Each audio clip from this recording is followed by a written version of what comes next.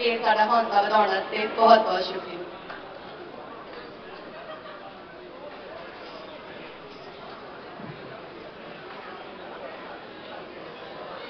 ਤੁਹਾਡਾ ਕੁਐਸਚਨ ਹੈ ਜੀ ਕਿ ਬਰਾਤ ਤੁਰਨ ਤੋਂ ਪਹਿਲਾਂ ਭਾਬੀ ਵੱਲੋਂ ਕਿਹੜਾ ਸ਼ਗਨ ਕੀਤਾ ਜਾਂਦਾ? ਬਰਾਤ ਤੁਰਨ ਤੋਂ ਪਹਿਲਾਂ ਭਾਬੀ ਵੱਲੋਂ ਸੁਰਮੇ ਵਾਲਾ ਸ਼ਗਨ ਪੂਰਾ ਕੀਤਾ ਜਾਂਦਾ। ਹਾਂਜੀ, ਸੁਰਮਾ ਪਾਇਆ ਜਾਂਦਾ ਕਿਉਂ ਹੁੰਦਾ?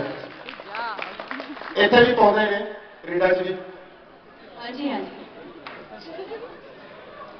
ਤੁਹਾਨੂੰ ਬੋਲੀ ਆਈ ਹੈ ਜੀ ਮੇਲਣ ਤੇ। ਮੇਲਣ ਪਤਾ ਕੀ ਹੁੰਦੀ ਹੈ? ਹਾਂ, ਮੇਲਣ ਤੇ ਬੋਲੀ ਸੁਣਾਓ।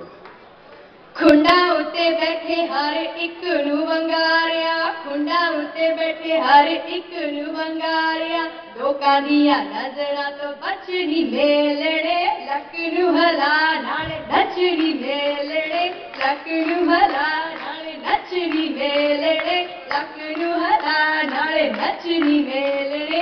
बहुत बहुत धन्यवाद।